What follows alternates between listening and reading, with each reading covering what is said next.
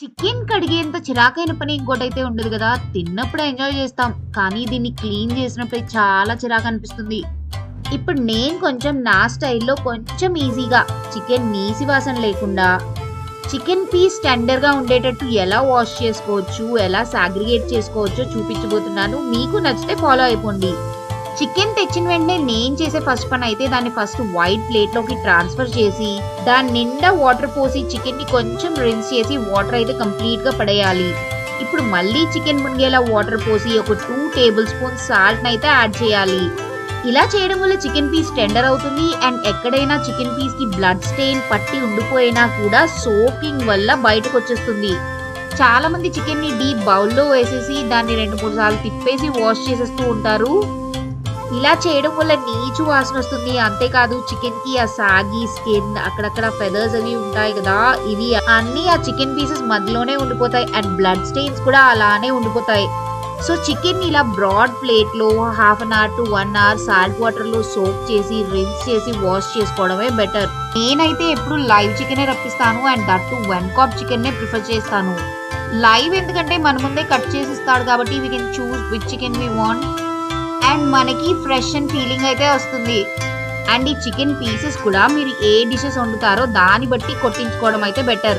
Like them బిర్యానీకి అయితే chicken పెద్ద పీసెస్, పులావ్కి అయితే మీడియం పీసెస్ అండ్ చికెన్ కర్రీకి అయితే చిన్న పీసెస్ అని మనం డిసైడ్ అయ్యి ఉంటాం కదా, అలా అక్కడే కొట్టించేసుకొని వస్తే బెటర్. ఇది 3 kgs చికెన్. నేనైతే పులావ్ చేయాలనుకుంటున్నాను. ఇదైతే 3 సాగ్రిగేషన్స్ చేస్తున్నాను.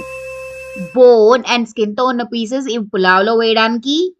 నెక్స్ట్ బోన్లెస్ పీసెస్, వీటిని పులావ్లోనే కాదు నార్మల్ గా కర్రీలో కూడా ఈ పీసెస్ అయితే నేను వేయను, ఎందుకంటే ఇవి రబ్బర్ ముక్కల్లా ఉంటాయి.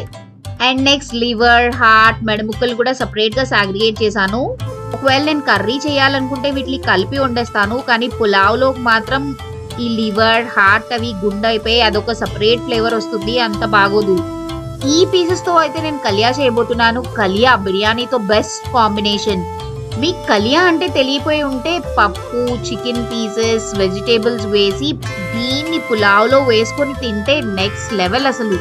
ఇప్పుడు నేను ఇంత చికెన్ ఒకేసారి వండేస్తున్నాను. అలా కాకుండా మీరు స్టోర్ చేసుకోవాలి అంటే ఎలా స్టోర్ చేసుకోవచ్చు, చికెన్ రబ్బర్ ముక్కల్లా కాకుండా ఎలా సాఫ్ట్ గా ఉంటుంది, ఎలా స్టోర్ చేసుకోవచ్చు అని ఒక వీడియో అయితే చేశాను. మీకు కావాలంటే ఒకసారి ఆ వీడియోని కూడా రిఫర్ చేయండి.